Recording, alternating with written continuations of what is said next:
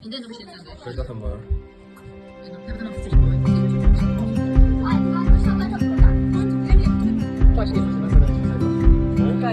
Şuna bak, şey olmamış. Burası da mahmut arasında yani.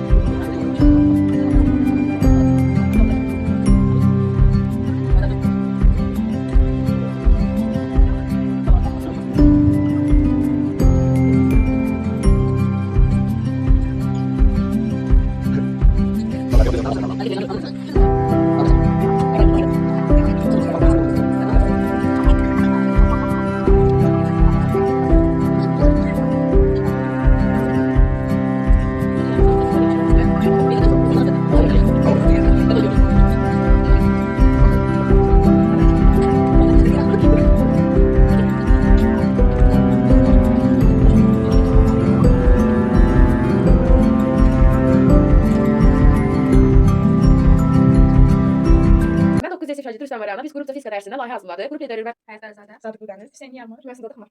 Biz öyrəndiklərimizi sadəcə danışmaqla deyil, tətbiq etməklə öyrənirik. Bizim bugünkü layihəmiz yarımçə sizlər haqqındadır.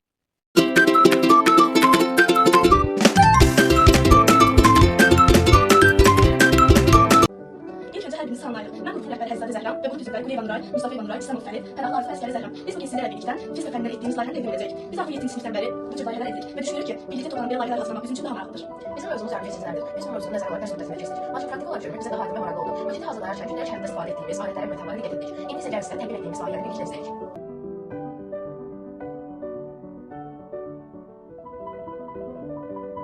Bu yarımçəsizlik yoxdur. Yarımçəsizlik bir ünitəsi mənfi olur, bir tərəfi müsbət olur. Mənfi olan tərəfi katıldır, 10 ünitəsi anlıqdır. Materialdan çıxan maddəyə müsbət olur, əldən çıxan maddəsi mənfi olur. Yarımçəsizlik gördüyü mənfi tərəfini yenə katıdır. Ledin mənfi tərəfini birləşdirdikdə led işığı yanır. Lakin tərsinə olduqda mənfi müsbətin mənfi birləşdirdikdə isə led işığı yanır. Bu təqdimatı hazırlayarkən bizə mənim qardaşım Əsgər Əbəlfəzi, bir isə ki zamanı isə Arzu Valideyim və xalq xidmət etmişəm. Bu təqdimat bizim üçün həm əyləncəli, həm maraqlı olmuşdu. Bu təqdimatı hazırlayarkən biz öyrəndik ki, fizik yalnız oxuyaraq öyrənərək deyil, yazaraq, barışaraq öyrənmək mümkündür. Biz həmçinin qrup yoldaşlarla birlikdə yarımçəçiliklər haqqında təqdimat hazırlamışıq. İndi isə siz bu mövzu barədə məlumat verəcəyik. Biz bilirik ki, yarım keçicilərdə elektrik cərəyanında deşiklər və elektronlar yaradır. Deşiklər P tipər, elektronlar isə N tipinə aiddir. Elektron verən aşkar donor, əlavə elektron alan aşkar isə akseptor aşkar adlanır. P və N kontaktına isə P-nin keçidi deyilir. Müəllimə sağ olun. Yaxşıdır müəllimə. Biz təcrübəni apardıq, bütün uşaqlar buradaydılar. İndi ayağın Zəhra mən qalmışıq, bir də ana da bizə kömək elədi təcrübədə. Aynen gözəl. Hə. İntibah qəzetimizi tamamlamaq üçün içimiz qalmışıq. Ana da bizimlə danışmaq istəyirdi. Tamam müəllimə, aşağınız xeyir. Mən də qoşulmuşam, mən üçün də xoş oldum. Çok sağ olun, ben de size teşekkür ederim. Çok sağ olun, ben minnettarım. Yani bu da İttifak gazetemizi. Bəli, az qaldı sadece. Bunları çıxartmışıq, bunları da özümüz yazmışıq, yuxarı da özümüz yazmışıq, bunları çıxartmışıq. Onu da hazırlamışıq, o da Nuray'da, o da videosunu çəkəcək, birləşdirəcək, hazırlamışıq. Bəli, bizə çox maraqlı oldu, daha aydın, çox sağ olun. Ayhan da burada da Zəhra. Salam vermək yaxşıyam, sağ olun, siz necəsiniz? Bu da Zəhra. Xeyr müəllimə, asan idi, qəşəng bizə də maraqlı oldu, qəşəng vaxtımızı əyləncəli keçirdik. Bizə sizə təşəkkür ederim. Oldu müəllimə, çox sağ olun. Salam Məhəmməd Afaq müəllim və dəyərli izləyicilər, mən qrup başçısı Nuray İskəndərli. Bugün sizlərə qrup yoldaşlarımla bərabər hazırladığımız yarımkeçirici diod haqqında məlumat verəcəm. Biz qrup yoldaşlarımla bərabər fizika dərslərində müntəzəm olaraq belə müşahidələr aparırıq və müşahidələr bizə mövzunu daha dərindən anlamağa kömək edir. Bu bizim yarımkeçirici diodumuzdur.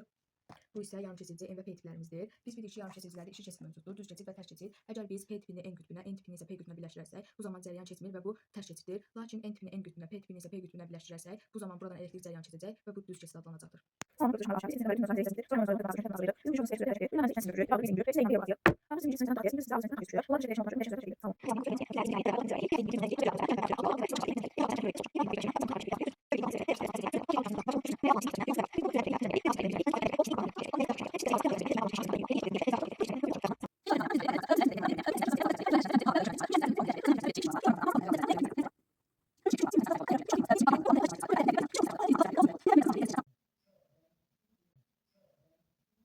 olmalıyıq. Mən bu qrupun başçısı Abbas Uşağı, qrupumuzun üzvləri Əsgər Zeynəb, İrəm Babuşan, Özgür Varlı, Sultan Ofinan.